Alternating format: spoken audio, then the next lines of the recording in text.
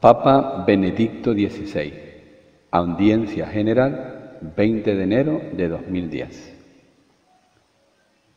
En las últimas palabras de Cristo resucitado a sus discípulos, ustedes son testigos de todo esto, Lucas 24:48, nos encontramos con una dificultad objetiva de proponer con credibilidad el anuncio evangélico al mundo no cristiano por parte de los cristianos divididos entre sí.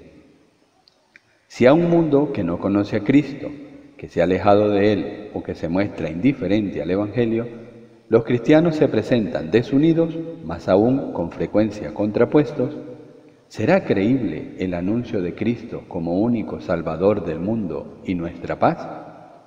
La relación entre unidad y misión ha representado desde ese momento una dimensión esencial de toda la acción ecuménica y su punto de partida.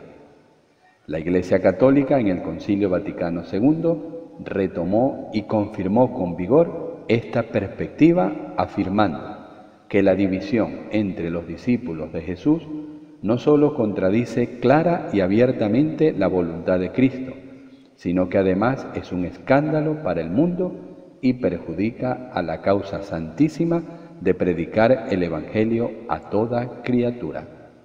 Unitatis Redintegratio número 1. En ese contexto teológico y espiritual se sitúa el tema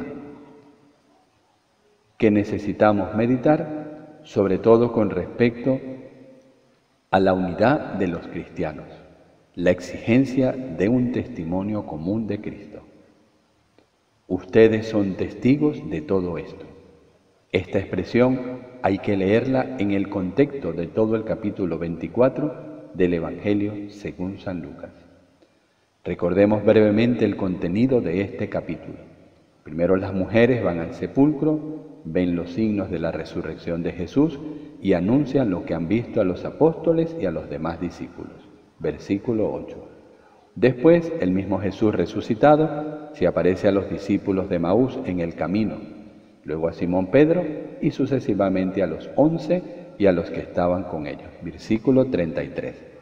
Les abre la mente para que comprendan las Escrituras acerca de su muerte redentora y su resurrección, afirmando que se predicará en su nombre a todas las naciones la conversión para el perdón de los pecados.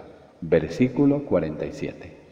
A los discípulos que se encuentran reunidos y que han sido testigos de su misión, el Señor resucitado les promete el don del Espíritu Santo. Versículo 49. A fin de que juntos lo testimonien a todas las naciones.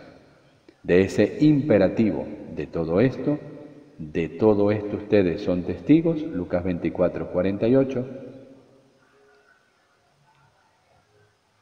Lo primero que hemos de preguntarnos, ¿qué es todo esto? Y lo segundo, ¿cómo podemos nosotros ser testigos de todo esto? Si nos fijamos en el contexto del capítulo, todo esto significa la cruz y la resurrección. Los discípulos han visto la crucifixión del Señor, ven al resucitado.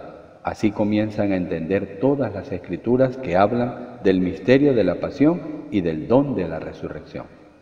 Todo esto, por lo tanto, es el misterio de Cristo, del Hijo hecho hombre, que murió por nosotros y resucitó, que vive para siempre y de ese modo es garantía de nuestra vida eterna. Pero conociendo a Cristo, este es el punto esencial, conocemos el rostro de Dios. Cristo es sobre todo la revelación de Dios. En todos los tiempos los hombres perciben la existencia de Dios, un Dios único, pero que no está lejos, que se manifiesta. En Cristo está Dios, se muestra. El Dios lejano se convierte en cercano.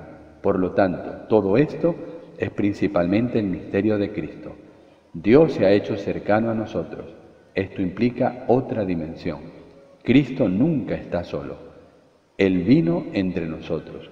Murió solo, pero resucitó para traer a todos hacia sí. Cristo, como dice la Escritura, se crea un cuerpo, reúne a toda la humanidad en su realidad de vida inmortal. Y así, en Cristo, que reúne a la humanidad, conocemos el futuro de la humanidad, la vida eterna. De manera que todo esto es muy sencillo en definitiva. Conocemos a Dios conociendo a Cristo. su cuerpo, el misterio de la Iglesia y la promesa de la vida eterna. Pasemos ahora a la segunda pregunta. ¿Cómo podemos nosotros ser testigos de todo esto? Solo podemos ser testigos conociendo a Cristo y conociendo a Cristo, conociendo también a Dios. Pero conocer a Cristo implica ciertamente una dimensión intelectual, aprender cuanto conocemos de Cristo, pero también es mucho más que un proceso intelectual, es un proceso existencial, es un proceso de la apertura de mi yo, de mi transformación por la presencia y la fuerza de Cristo, y así también es un proceso de apertura a todos los demás que deben ser cuerpo de Cristo. De este modo es evidente que conocer a Cristo como proceso intelectual y sobre todo existencial es un proceso que nos hace testigos. En otras palabras, solo podemos ser testigos si a Cristo lo conocemos de primera mano y no solamente por otros, en nuestra propia vida, por nuestro encuentro personal con Cristo. Encontrándonos con Él realmente en nuestra vida de fe, nos convertimos en testigos y así podemos contribuir a la novedad del mundo, a la vida eterna. El Catecismo de la Iglesia Católica nos da una indicación también para entender el contenido de todo esto. La Iglesia ha reunido y resumido lo esencial de cuanto el Señor nos ha dado en la revelación, en el símbolo llamado niceno-constantinopolitano, que debe su gran autoridad al hecho de que es fruto de los primeros concilios ecuménicos, 325 y 381. El Catecismo precisa que este símbolo sigue siendo todavía hoy común a todas las grandes iglesias de Oriente y Occidente. En este símbolo, por lo tanto, se encuentran las verdades de fe que los cristianos pueden profesar y testimoniar juntos para que el mundo crea, manifestando con el deseo y el compromiso de superar las divergencias existentes, la voluntad de caminar hacia la comunión plena, la unidad del cuerpo de Cristo.